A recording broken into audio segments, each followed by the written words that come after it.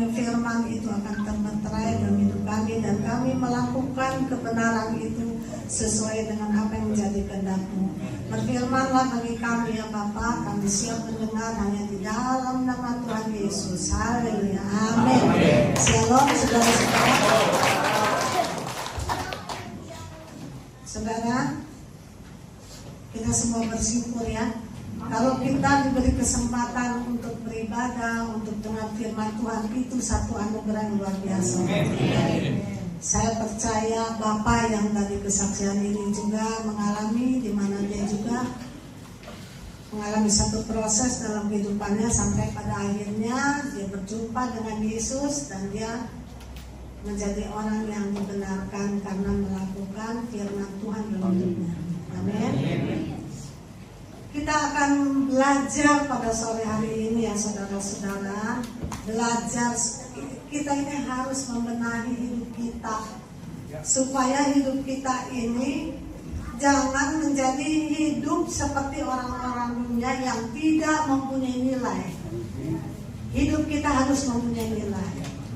Dan hidup kita ini harus berbuah untuk kerajaan Allah. Ada dalam kehidupan kita. Kita baca dalam kitab Titus 3 ayat 3 sampai 7.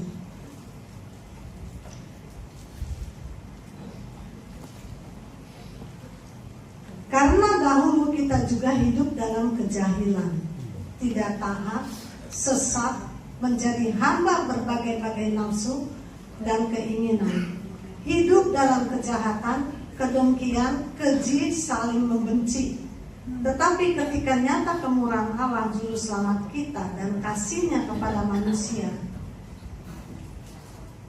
pada waktu itu Dia telah menyelamatkan kita bukan karena perbuatan baik yang telah kita lakukan, tetapi karena rahmat-Nya oleh permandian kelahiran kembali dan oleh pembaharuan yang dikerjakan oleh Roh Kudus yang sudah dilimpahkannya kepada kita oleh Yesus Kristus juru selamat kita, supaya kita sebagai orang yang dibenarkan oleh kasih karunia-Nya berhak menerima hidup yang kekal sesuai dengan pengharapan kita. Amin. Sampai sini firman Tuhan. Dulu kita ini seorang yang apa? Sesat. Seorang yang penuh dengan dosa. Di sini tidak taat, sesat, menjadi hamba berbagai nafsu, keinginan, hidup dalam kejahatan, dengki, saling membenci. Ada nggak yang sampai hari ini saling membenci sama teman-temannya? Nggak ada ya? Ada. Saudara bisa bohongin saya, tapi saudara tidak bisa bohongin Tuhan. Amin. Hati-hati, ini firman Tuhan diberikan untuk kita hari ini supaya kita waspada, menjaga hidup ini hati-hati. Ya, saya tadi ngobrol sama anak saya, iya ya rasanya kok cepat amat ya udah Juli lagi ya, kalau lagi nanti ada di sana. Sebenarnya jangan pikirannya jangan sembako terus ya. Atau ini ada sembako, tetap kita ini harus ibadah Tuhan. Amin. Kita akan berbicara di sini, ya. Ini ada pilihan di tangan kita. Kita mau menjadi ciptaan yang baik, apa menjadi ciptaan yang rusak. Di sini dikatakan bahwa tentang apa? Tentang perbuatan manusia dulu, ya. Nah, saya percaya saudara sekarang sudah berubah. Amin. Kita mau belajar bahwa saudara tahu budak? Budak tahu nggak budak? Tahu. Budak itu dijual beliin. Itu zaman dulu tuh dijual beliin. Gimana status kita yang dulu penuh dengan dosa, perbuatan keji, najis, disebut budak dosa, tapi pada akhirnya kita diangkat jadi anak-anak Tuhan. Hebat nggak? Hebat. Luar biasa nggak? Luar biasa. Jadi kalau budak itu statusnya dia tuh merupakan satu keterikatan. keterikatan di mana dia itu tidak bisa dibebaskan tanpa ada yang beli. Harus ada yang beli, dibebasin, baru dia bebas, gitu ya. Jadi itulah yang namanya budak. Jadi dia harus tunduk kepada satu keterikatan yang kuat sebagai budak, dan yang bisa membebaskan dia hanya orang yang membeli dia sebagai tuannya, yang menebus dia, yang bayar, melepaskan dia dari status budaknya ya. Jadi arti budak adalah keterikatan kepada majikan yang kuat sekali, Itu sama juga kayak orang penyembahan berhala, ya. Kalau penyembahan berhala itu juga ada satu keterikatan yang kuat, amin. Di sini ada yang masih itu nyembah berhala. Bapak masih nyembah berhala, Pak? Puji Tuhan. Di sini sama juga kalau budak, kalau orang yang masih mempunyai satu ikatan yang kuat terhadap, disebutnya budak dosa. Imamat 26 ayat 13.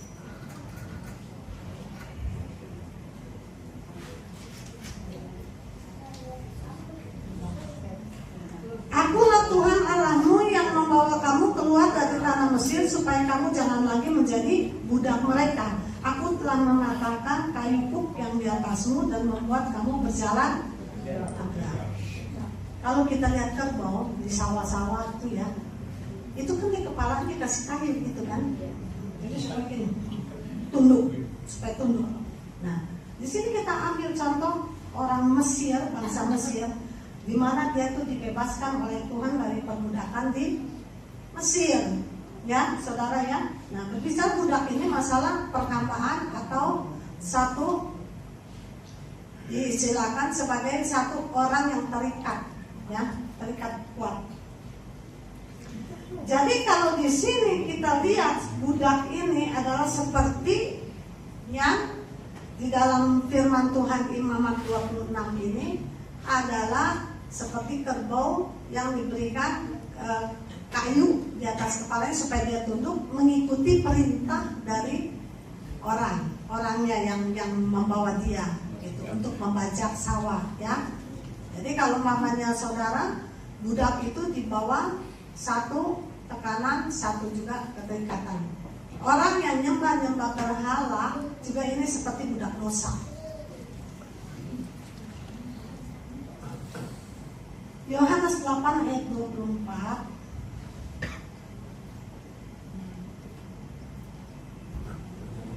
Yohanes 8 ayat 24, karena itu tadi aku berkata kepadamu bahwa kamu akan mati dalam dosamu, sebab jika kamu tidak percaya bahwa akulah dia, kamu akan mati dalam dosamu.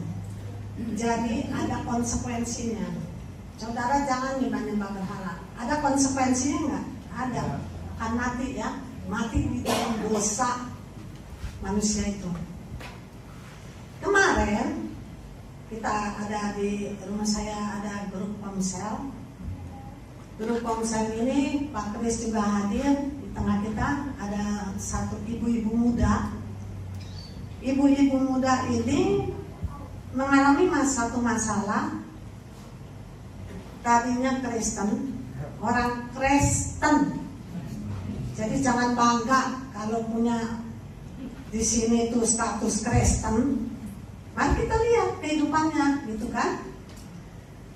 Dia itu ternyata kekristenannya itu kekristenan yang suam-suam kuku. Akhirnya dia itu karena ada masalah dengan bisnisnya, dia itu ada masalah dengan keuangannya, dia itu mau mencari satu kekuatan yang bisa di atas kekuatan Tuhan. Jadi di bawah, jadi dia mau cari kekuatan di atas kekuatan Tuhan untuk dia itu mendapatkan apa yang dia mau dalam hidupnya. Jadi di sini saudara dengar baik-baik kesaksian ini supaya saudara dengar, supaya saudara ini mengerti orang yang disebut budak dosa. Akhirnya dia itu mencari ke sana kemari, cari satu kuasa yang melampaui kuasa Tuhan. Gitu. Dia pergi ke Bali, dia hubungin orang-orang pintar di Bali. Dia pergi ke Bangkok, dia cari juga. Malah kemarin saya dengar masih nyimpen ada beberapa jimat ya. Puji Tuhan dia ini diajak temannya, tadi temannya tuh nggak jadi untuk ikut konser. Tapi karena terus dia tuh, kok ada satu kerinduan gitu buat dia mau ke konser. Akhirnya dia datanglah dia. Di situ tahu sendiri ya saudara ya, kalau orang yang nggak benar masuk dalam hadirat Tuhan dia nggak tahan.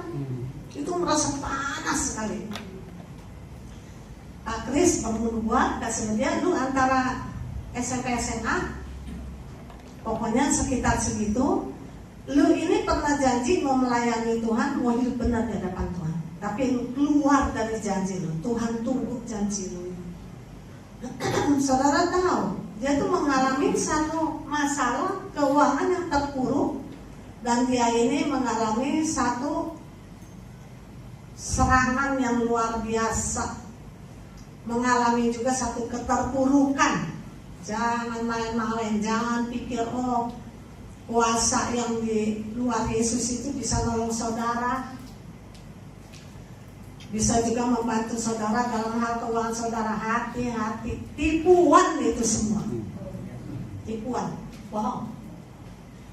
Saudara, kalau memang kita ini hidup benar, akhirnya dia berjanji dia mau kembali ke jalan Tuhan. Dia udah babak belur mau kembali ke jalan Tuhan. Ini dia manusia, gitu kan?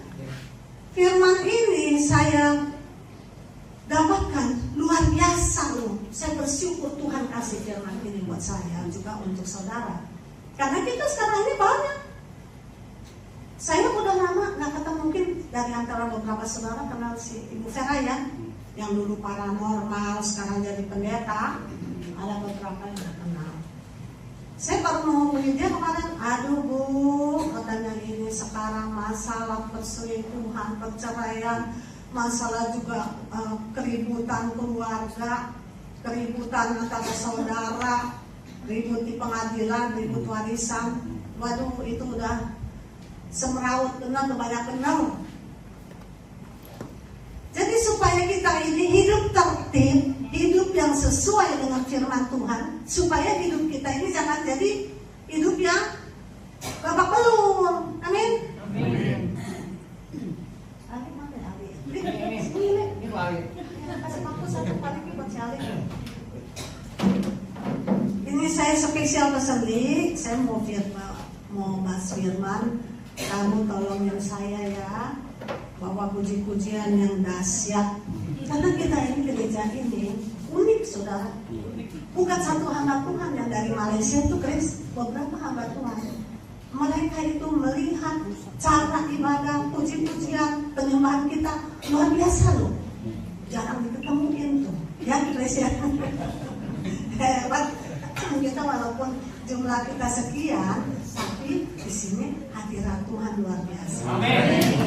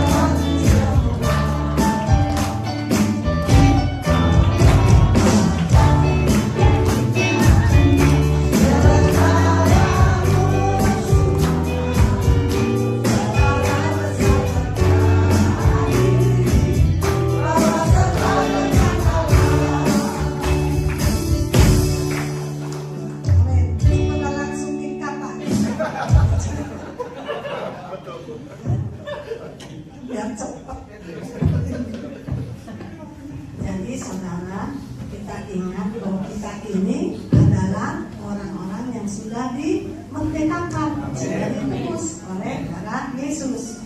Ya. Yohanes 8 ayat 34 enggak?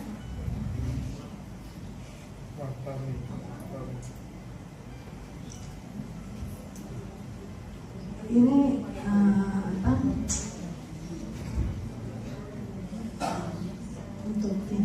Untuk video saya nih. Siapa namanya? Abun ya. Oh, ini paling rajin syuting. Saya percaya ini nanti kalau di surga Tuhan Yesus tanya, kamu menjadi syuting di gereja itu mau berkat? Mau berkat? Saya aja juga kena ke syuting sama Abun, ya.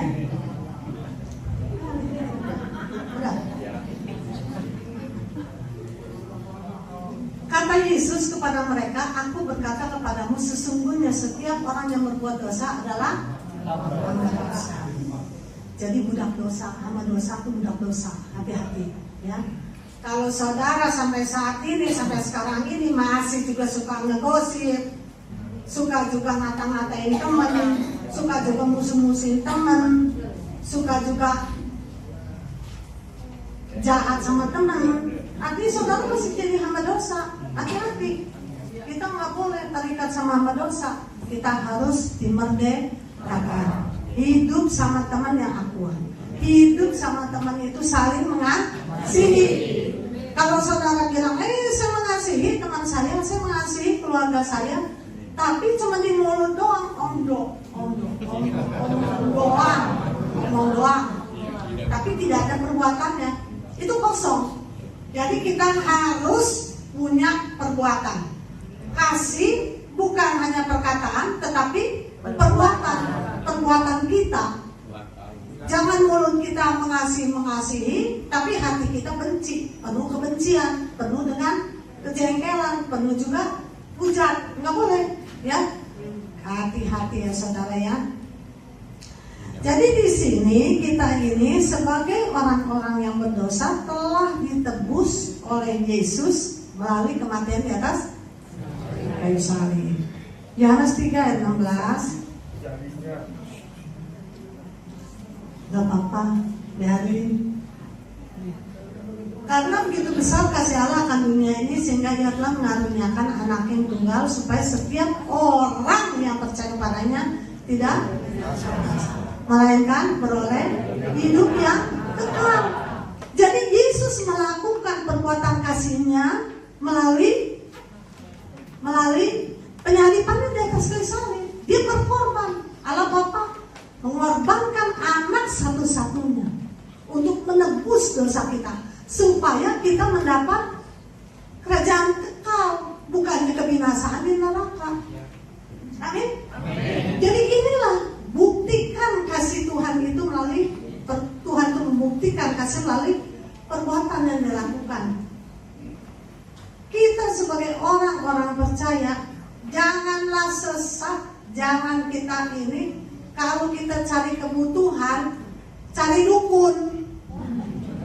Hati-hati, jangan main-main sama dukun. Dukun juga kalau kita lihat, kenapa dukun itu dia punya identitas dukun tapi hidupnya masih susah. Kalau dukun ini bisa kasih saudara kaya, dia nggak bakalan jadi dukun. Mendingan buat dia aja sendiri kaya. Amin. Ketika saudara saya meninggal, jadi kakak papi saya punya anak meninggal, itu saya ketemu sama yang namanya bandar judi bola. Waktu itu dia terkenal, hebat, kaya luar biasa.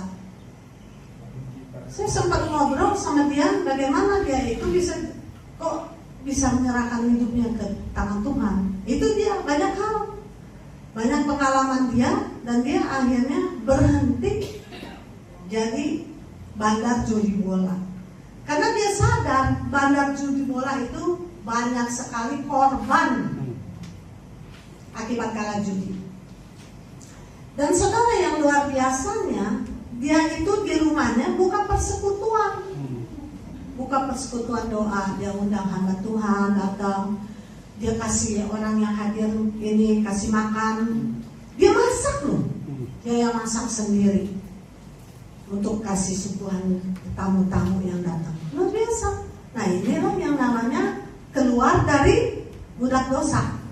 Amin. Jadi Tuhan itu membuktikan kasihnya melalui kematiannya di atas kayu salib, melalui penebusannya di atas kayu salib untuk kita, supaya kita dimerdekakan, dibebaskan dari kutuk dosa. Amin. Saudara, sekarang kita mau ambil contoh ya saudara ya. Saudara tahu ada orang-orang yang percaya kepada Tuhan dan dia membuktikan bahwa ketaatan dia kepada Tuhan itu, dia berusaha untuk membuktikan itu melalui apa? Tindakannya. Saudara tahu mereka ini sampai kumpulin duit. Saudara mungkin pernah baca, pernah lihat juga ya di TV ya, seorang pemulung sampai 10 tahun apa saya lupa ya, 10 tahun apa lebih, dia kumpulin duit buat apa? Buat ibadah, buat beribadahnya dia. Hanya untuk apa? Untuk membuktikan dia taat kepada Tuhan yang membuat hukum Taurat, dan dia percaya hukum Taurat itu yang harus ditaati, yang harus dipercaya sama dia. Untuk membuktikan itu, ada juga sampai jual kapling tanah walaupun kecil, dia bahkan untuk membangun musola. Itu semua apa? Tanda pembuktian dia buat dia percaya Tuhan yang membuat hukum. Tapi kalau kita beda. Kalau kita percaya kepada si pembuat hukum itu adalah Yesus sebagai Tuhan dan Juru Selamat kita. Amin. Karena dia menebus kita dari segala dosa-dosa yang kita lakukan. Dia mengorbankan hidupnya untuk menebus kita semua orang-orang yang berdosa. Amin. Kalau mereka itu yang gak percaya, ya dia belum percaya Yesus saja bisa taat sampai begitu taat sampai mengorbankan. Dia juga kalau sudah udah ngumpulin duit itu banyak dipakai untuk ibadah, dia juga gak berpikir untuk dia itu mendapatkan keuntungan melalui ini. Ya, untuk dia gak berpikir nanti nih kalau pulang ibadah nanti dia diganti. Dia nerima apa yang dia sudah lakukan itu sebagai satu tanda ketaatan dia. Saudara percaya nggak kalau Tuhan mau berkati kita pakai cara Tuhan, bukan pakai cara manusia? Saya baru mengalami ya. Anak saya yang laki-laki, dia ini beli rumah dekat rumah saya sana. Rumahnya itu udah 2 tahun belum kejual juga. Udah banyak orang yang lihat, orang yang nawar juga ada gitu ya. Tapi ini rumah belum laku-laku. Akhirnya saya tuh di salon, saya kalau ke salon, saya suka ngobrol-ngobrol gitu ya. Nah, waktu saat saya bilang ini anak saya ini mau jual itu rumah, nah lantas ini yang pemilik salonnya ini bilang, coba deh katanya dia mau tanyain temennya, kamu tanya temennya, gitu ya. Akhirnya ternyata walaupun berliku-liku, berbeli, terjadi gol, itu rumah dibeli sama temennya salon ini. Nah, setelah ya kita wajar ya, orang yang bekerja harus dapat upah, amin. Jadi dia dibayar komisinya setelah lunas. Ternyata dia ngomong saya begini, Tuhan tuh dahsyat ya, Tuhan tuh hebat ya. Kenapa? Namanya Lisa. Kenapa Lis? Apa yang lu dapat? Gitu kan? Saya tanya. Lu tahu nggak katanya? Itu salon kontrakannya udah mau habis. Duit gua nggak cukup buat perpanjang itu kontrak. Tiba-tiba doa gua dijawab Tuhan. Inilah yang namanya kerja Tuhan. Amin. Berkemuliaan dong Tuhan. Amin. Tuhan Yesus kita tuh dahsyat, hebat. Tuhan tahu kebutuhan dia. Kalau umpamanya dia nggak bisa perpanjang, dia nggak bisa bikin salon lagi. Sayangnya lah juga nggak kesalon lagi saudara. Nah ini di sini ya, cara Tuhan bekerja itu kita tuh nggak usah tahu cara Tuhan. Yang paling penting tugas kita adalah taat kepada firman-Nya. Amin. Sekarang saya tanya sama saudara ya, apa buktinya bahwa kita ini sudah menerima kasih Tuhan dan sudah mengasihi Dia dengan sepenuh hati, jiwa, dan akal budi kita? Kita bisa buktiin nggak bahwa kita ini betul-betul mengasihi Tuhan dengan segenap hati, jiwa, dan pikiran kita? Bisa nggak kita buktiin?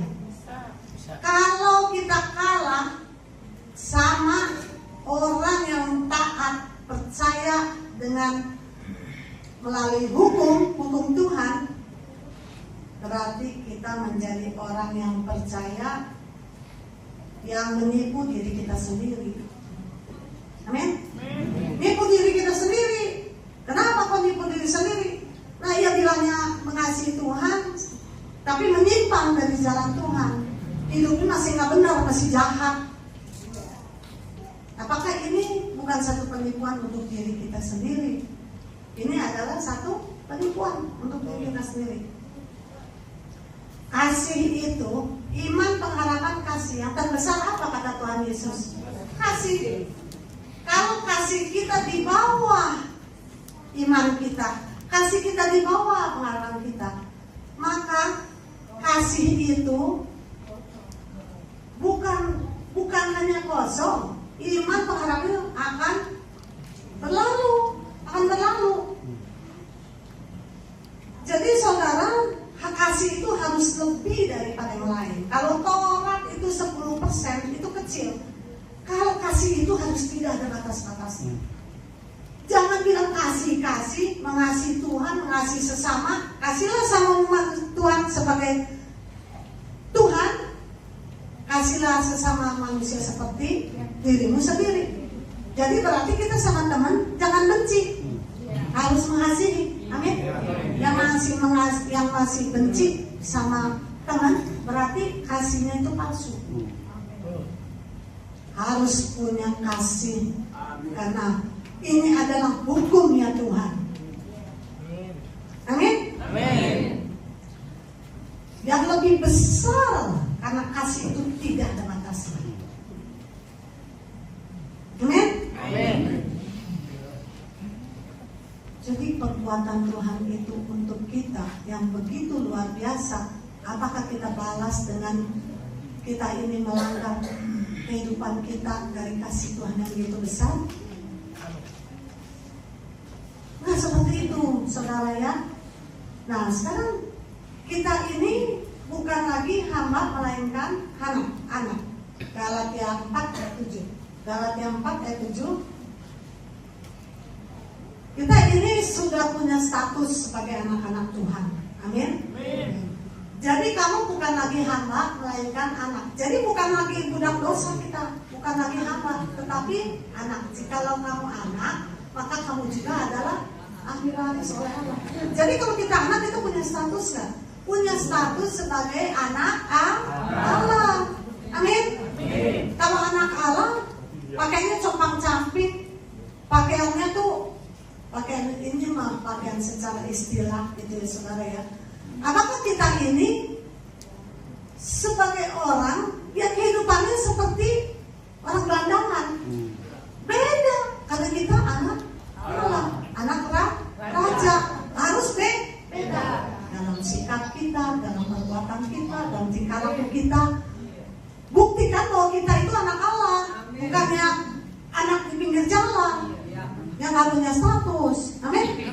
Nah ini yang kita harus berikan hidup kita sebagai orang-orang yang menjadi anak Allah, mempunyai hak atas status kita ini. Amin. Jadi kita, saudara ya, saya ini merasa saudara yang saya mengasihi saudara, 30 tahun itu bukan waktu yang pendek. Kenapa masih sampai hari ini masih ada ibadah?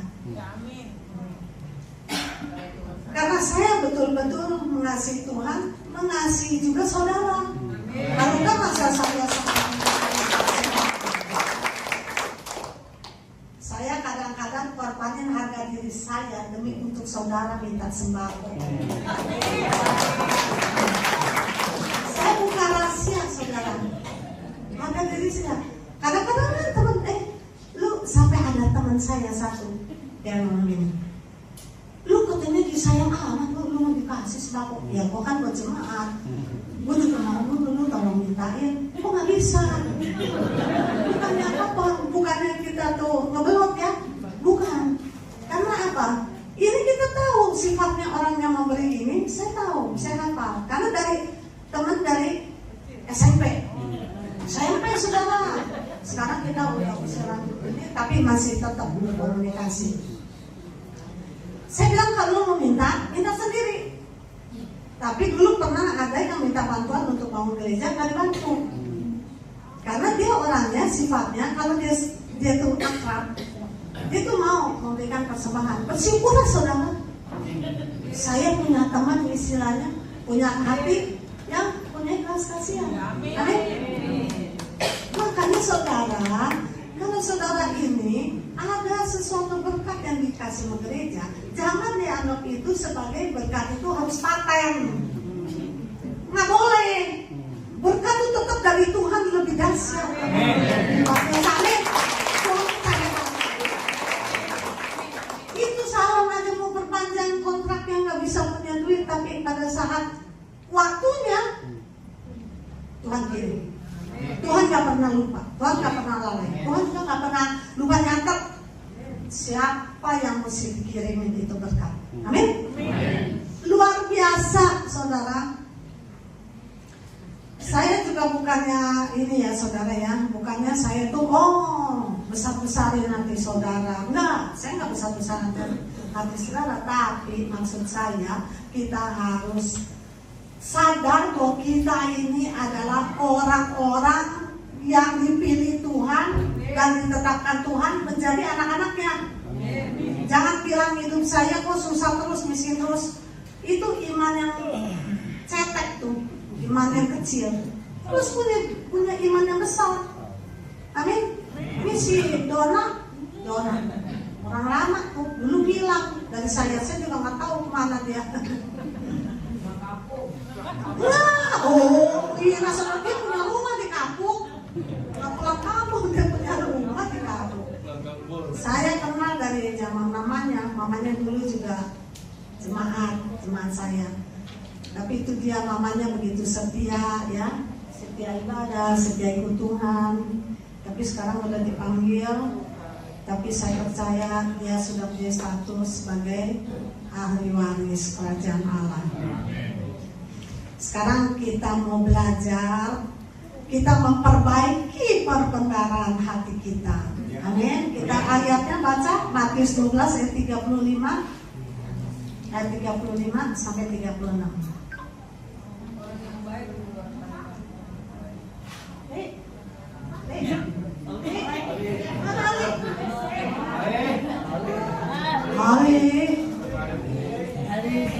Nove, tolongin Nove.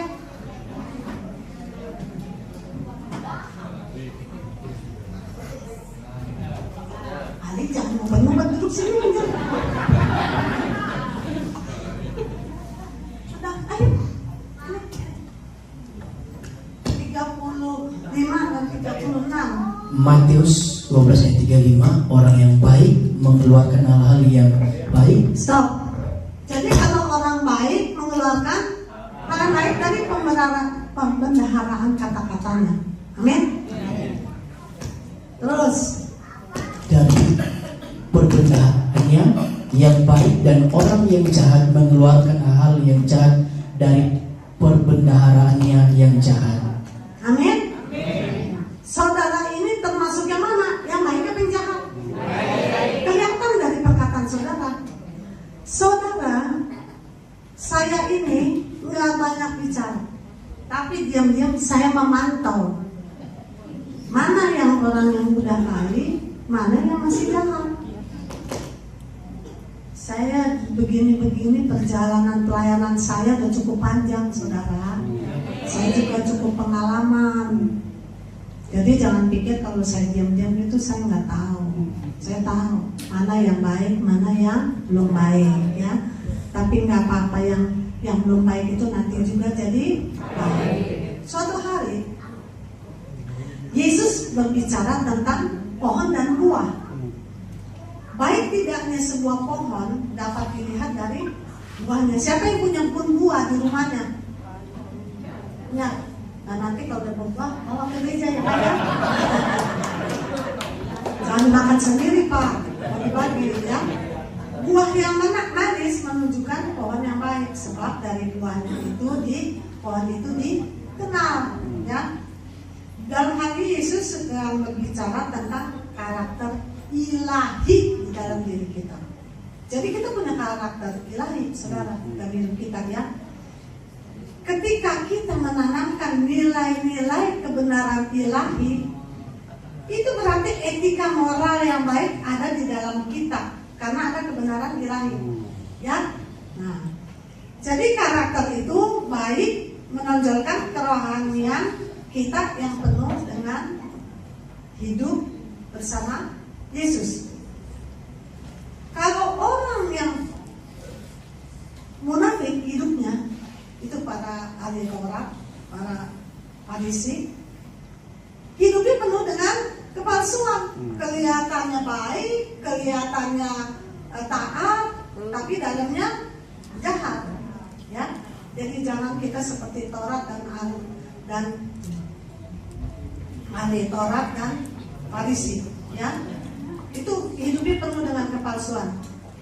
Saudara, contoh kepalsuan dari orang Farisi dan ahli Taurat.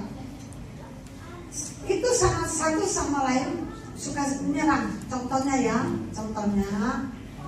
satu sama lain suka nyerang. Nyerang apa? Kayak berantem gitu, ya.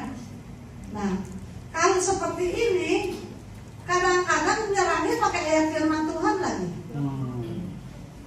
Ayat firman Tuhan dipakai untuk menyerang lawan dari musuhnya gitu. Jadi kalau kita disakiti, kita jangan benci. Kita harus mengerti bahwa orang ini adalah orang yang perlu dikasihi, supaya dia tuh nanti bisa bertobat dan dia mengasihi saudara dan kehidupan berubah. Minggu yang lalu itu Pak Mamun tentang ibadah yang sejati. Saudara kan sudah dibagikan tentang ibadah yang sejati.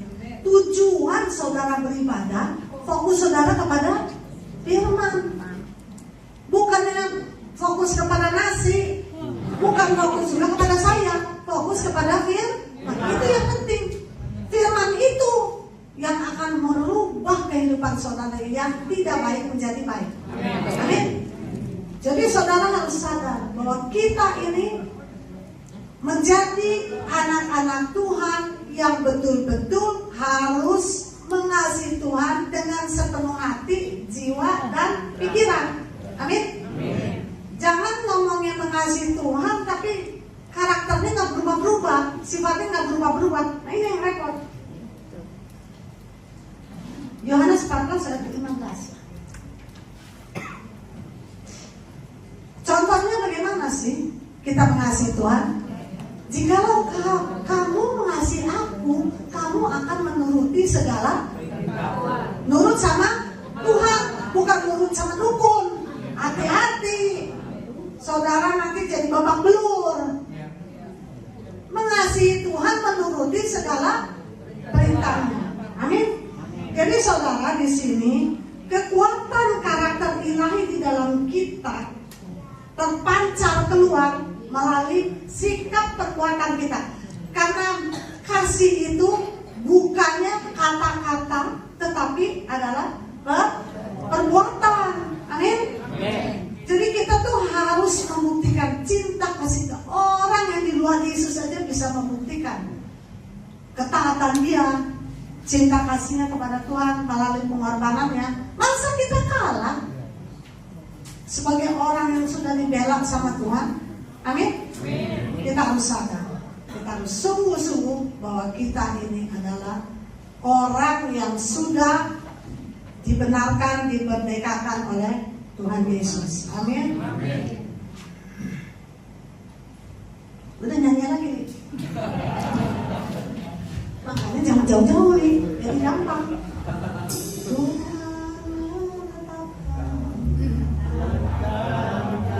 Tak dulu, musiknya belum.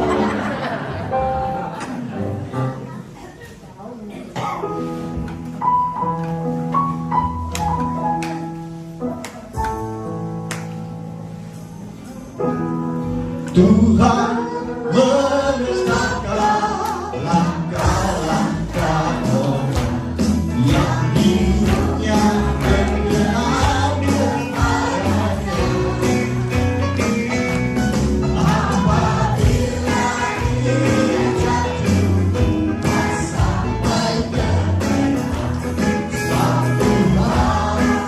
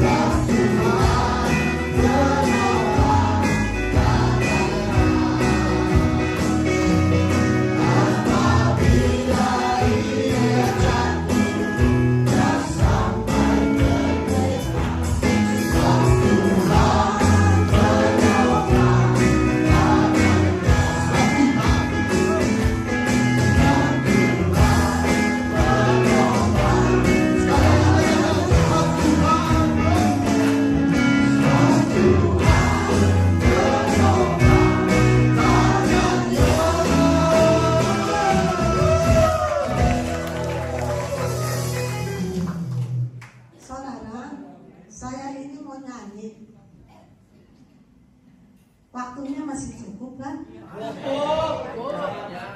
Boleh, boleh? Aman langsung lihat aja. Terima kasih.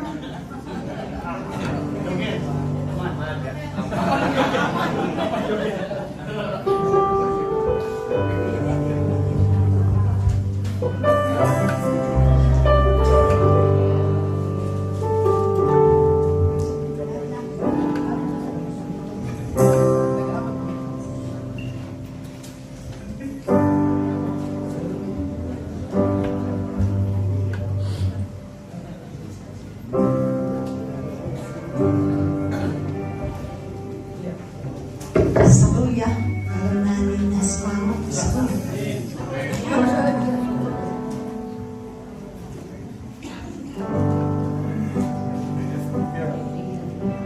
Bisa ditanya di sini. Tanya-tanya bisa.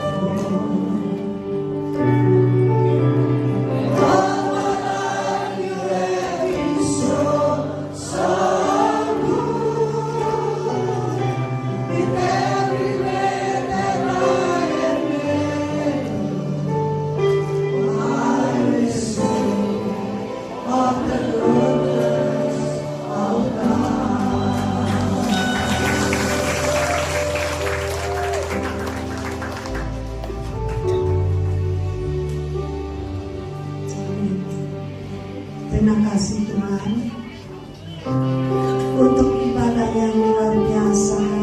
Terima kasih untuk firman-Mu, biar kiranya setiap firman-Mu menjadi rema dalam hidup kami. Kami boleh menjadi pelaku firman, bukan hanya pendengar, tetapi Tuhan Engkau mau menggenapi hidup kami berubah. Terima kasih ya Tuhan Yesus. Haleluya.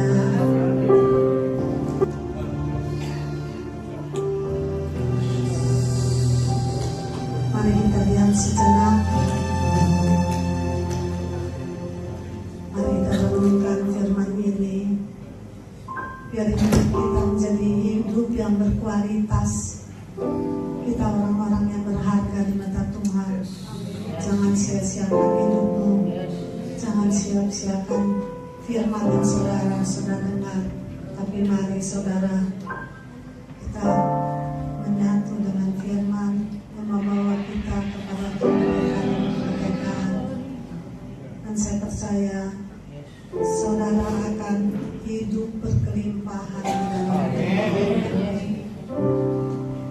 Mungkin dari antara saudara ada yang mau didoakan secara khusus, boleh maju ke depan. Jadi supaya saudara juga dibebaskan oleh Tuhan dan saudara juga hidup dalam berkat Tuhan, bukan dalam kutuk. Saya kasih kesempatan saudara yang mau didoakan secara khusus boleh maju ke depan. Kita nyanyikan lagi lagu ini.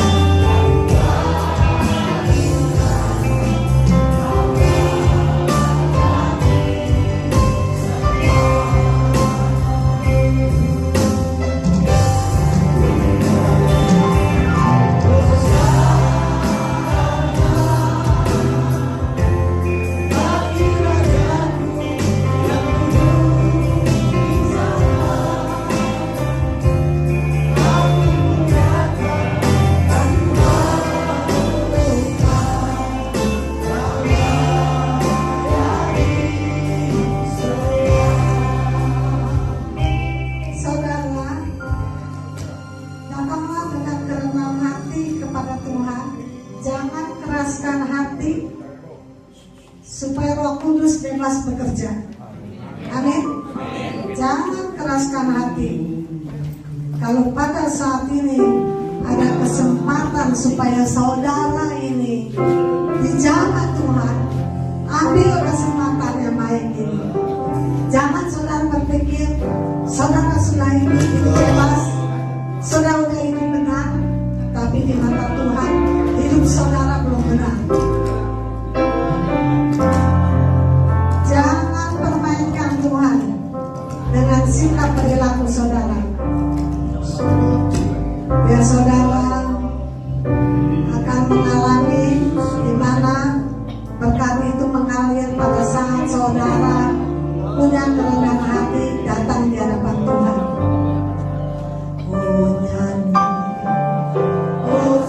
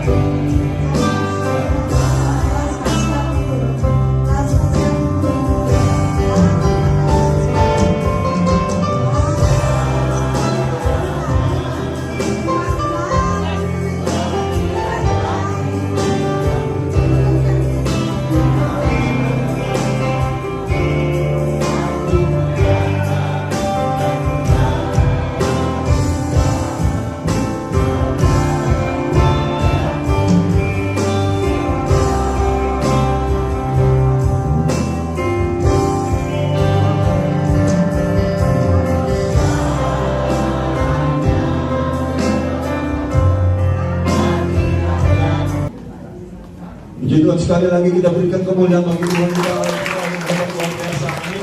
Saya percaya hari ini pemulihan boleh terjadi bagi kita. Amin. Kesembuhan boleh terjadi bagi kita. Yang sakit sembuhkan, yang lama dikuatkan, yang bertambah nanti berikan jalan keluar dari belakangnya kepada Tuhan.